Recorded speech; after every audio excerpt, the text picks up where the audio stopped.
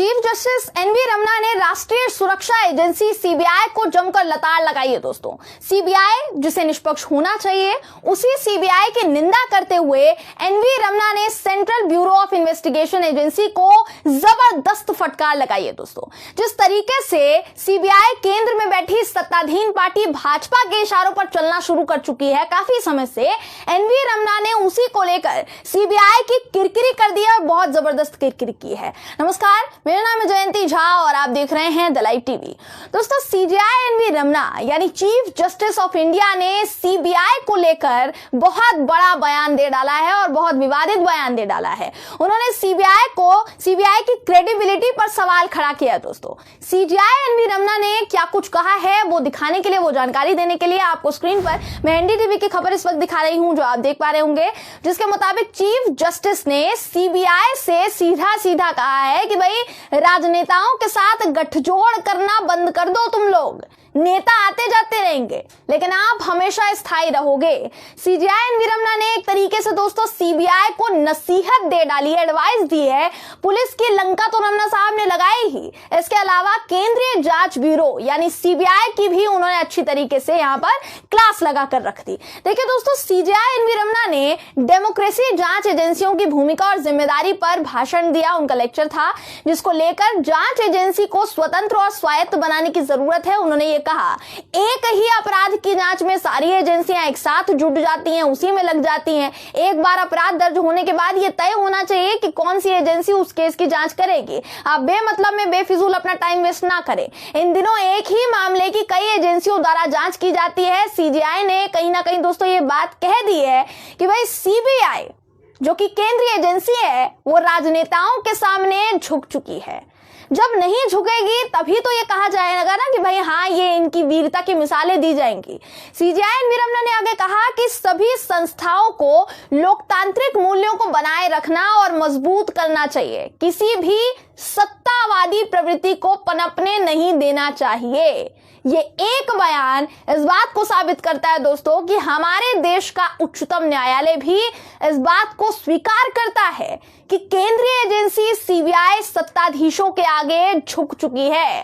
तभी तो CJI N V Ramna ने कहा ना कि भाई न्यायपालिका को अपनी निष्पक्षता की वजह से कई मामलों में सीबीआई को जांच सौंपने के अनुरोध मिलते हैं कि आप इस केस की जांच जो है सीबीआई से करवाएं। लेकिन समय बीतने के साथ साथ अन्य संस्थानों की तरह सीबीआई पर भी तमाम तरह के सवाल उठने शुरू हो गए, सवालों की बौछार होनी शुरू हो गई है और ये एजेंसी भी जांच के दायरे में अब आ चुकी है। इसी के साथ साथ दोस्तों सीजेआई एनवी रमना ने केंद्रीय एजेंसियों को ऑटोनॉमस करने की भी बात कही है ताकि किसी सरकार का, किसी पर्टिकुलर राजनेता का उस पर कंट्रोल ना हो। तो यहां सुप्रीम कोर्ट के माननीय जज चीफ जस्टिस ऑफ इंडिया ने भाजपा और केंद्रीय एजेंसियों की मिली भगत पर से पर्दा उठा दिया है। देखिए दोस्तों, अभी तक केंद्रीय एजेंसियों की बात करेंगे तो चाहे वो सीबीआई हो या फिर ईडी हो या फिर कोई भी एजेंसी हो, केंद्रीय एजेंसी, इन एजेंसियों पर अक्सर आरोप लगते आए हैं कि ये केंद्र सरकार के इशारों पर चलती है। मोदी जी या फिर अमित शाह जी एक इशारा करते हैं और जगह जगह ईडी या फिर सीबीआई का छापा पड़ जाता है। इसी से ईडी और सीबीआई की निष्पक्षता पर सवाल उठने शुरू हो गए थे। लेकिन केंद्र की मोदी सरकार हो या फिर ये केंद्रीय एजेंसियां हो, इन्होंने हमेशा से ही इस बात से पल्ला झाड़ा है। इन आरोपों से ये लोग दूर बचते आए हैं कि नहीं भाई नहीं, हम तो बिके हुए नहीं हैं। पर यहां अगर देश के सुप्रीम जज ये बात कह रहे हैं, एनवी रमना साहब ये बात कह रहे हैं कि केंद्रीय एजेंसियों को राजनेताओं से अपना गठजोड़ खत्म करना होगा तभी इनकी वीरता नजर आएगी, तो ये वाकई बहुत गंभीर बात है दोस्तों। और इसके बाद ये साबित हो जाता है कि केंद्रीय एजेंसियों को मोदी सरकार अपनी उंगलियों पर नचाती आ रही है। ये बात यहां पर स्पष्ट हो जाती है। अब आपको बता दूं कि एनवी रमना ने सिर्फ केंद्रीय एजेंसियों को ही राजनेताओं के सामने झुका हुआ नहीं बताया है, बल्कि उन्होंने पुलिस की भी यहां पर बात की है। पुलिस को भी जमकर लताड़ लगाई है। पुलिस के लिए बहुत कुछ कहा उन्होंने कहा पुलिसिंग सिर्फ नौकरी नहीं है बल्कि एक कॉलिंग है। भारत में एक वक्त में अंग्रेजों ने कानून पेश किया था, प्रतापशाही पुलिस बनाई गई थी, जिसका काम क्या होता था कि भारतीय नागरिकता को वो कंट्रोल करता था। राजनीतिक आकाओं ने पुलिस का दुरुपयोग करना शुरू कर दिया है, लेकिन ये कोई नई बात नहीं है। मतलब वो मान रहे हैं कि दुरुपयोग हो रहा है पुलिस का। पुलिस को आमतौर पर कानून का शासन बनाए रखने का काम सौंपा जाता है और ये न्याय वितरण प्रणाली का अभिन्न अंग है। लेकिन क्या वो ऐसा कर रहे हैं? पुलिस के भ्रष्टाचारी होने पर भी दोस्तों एनवी रमना ने कहा कि भाई भ्रष्टाचार के आरोपों की वजह से उसी के कारण पुलिस की जो छवि है उसको गहरा धक्का लगा है। पुलिस की छवि बहुत खराब हुई है। अक्सर पुलिस अधिकारी हमारे पास आते हैं और शिकायत करते हैं कि भाई सरकारों में बदलाव के साथ उन्हें परेशान किया जा रहा है। लेकिन आपको याद रखना होगा कि जनप्रतिनिधि समय के साथ बदलते रहते हैं, यानी नेता तो बदलते रहते हैं, लेकिन आप हमेशा यहीं रहेंगे। सीजीआई ने कहा कि सामाजिक वैधता की आवश्यकता है और ये राजनीतिक कार्यपालिका से गठजोड़ को तोड़ने से आएगी। तब तक नहीं आएगी जब तक गठजोड़ नहीं तोड़ोगे।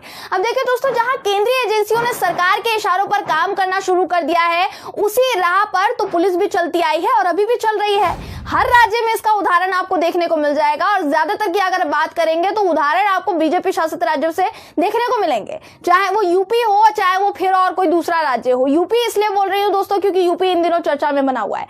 योगी सरकार में पुलिस महकमे को अपना काम कितनी स्वतंत्रता के साथ करने दिया जाता है, इसके कई उदाहरण वैसे तो देखने के मिल जाएंगे। लेकिन एक उदाहरण अभी सामने आया जब गाजियाबाद के एसएसपी पवन कुमार को इसलिए सस्पेंड कर दिया गया क्योंकि उनकी भाजपा नेताओं से पटती नहीं थी।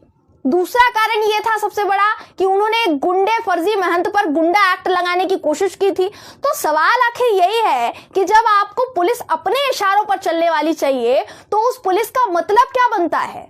पुलिस किस लिए होती है, किस लिए नियुक्त की जाती है? पुलिस जनता के लिए काम करने वाली होनी चाहिए, सरकार के लिए काम करने वाली नहीं होनी चाहिए, क्योंकि उनको नियुक्त नहीं किया जाता है सरकार के लिए, बल्कि सरकार को भी जनता के लिए ही नियुक्त किया जाता है। सरकार का भी गठन जनता के लिए ही होता है, उनको भी इसीलिए चुना जाता है। लेकिन वो जनता के लिए कितना काम करते हैं, कितना नहीं करते हैं, खुद के लिए कितना काम करते हैं, ये तो उनकी कार्यशैली से अंदाजा लगाया जा सकता है। अभी इस वक्त आप देख लीजिए कितने राज्यों में ऐसा हो रहा है। पुलिस राज्य सरकार के एक इशारे पर चलना शुरू कर देती है। कानून का जितना दुरुपयोग किया जा सकता है, जितना ज्यादा उसका गलत यूज किया जा सकता है, उतना यूज उसका किया जाता है। तो फिर पुलिस भी तो बिकी हुई ना, उसको भी तो बिका हुआ ही समझा जाएगा ना। क्योंकि जाहिर सी बात है, पुलिसकर्मी अगर सरकार के इशारे पर काम नहीं करेंगे तो उन्हें अपनी नौकरी से हाथ धोना पड़ जाएगा, क्योंकि उन्हें तरह तरह की धमकियां मिलनी शुरू हो जाती है। तुमको सस्पेंड कर देंगे, तुम्हारी नौकरी जाएगी। योगी आदित्यनाथ की सरकार में तो अक्सर पुलिस अधिकारियों के निलंबन से जुड़े तमाम उदाहरण पेश होते रहते हैं दोस्तों। तो कुल मिलाकर चाहे वो पुलिस हो या फिर वो केंद्रीय एजेंसियां हो, इन्हें सरकार की उंगलियों पर, इनके इशारों पर नाचने के बजाय अपना काम ईमानदारी के साथ करना चाहिए। ऐसा ही एनवी रमना साहब का कहना था, क्योंकि ये लोग अपनी जिम्मेदारी ठीक से नहीं निभा रहे हैं। इसी के चलते सीजीआई एनवी रमना को इनकी अकल ठिकाने लगानी पड़ी है दोस्तों। बहरहाल इस खबर पर आपकी राय क्या है, कमेंट करके जरूर बताइएगा। वीडियो अगर आपको पसंद आया हो तो वीडियो को लाइक और शेयर करना ना भूलें। फिर मुलाकात होगी आपसे किसी ऐसी ही खबर के साथ, तब तक के लिए नमस्कार। The live TV, such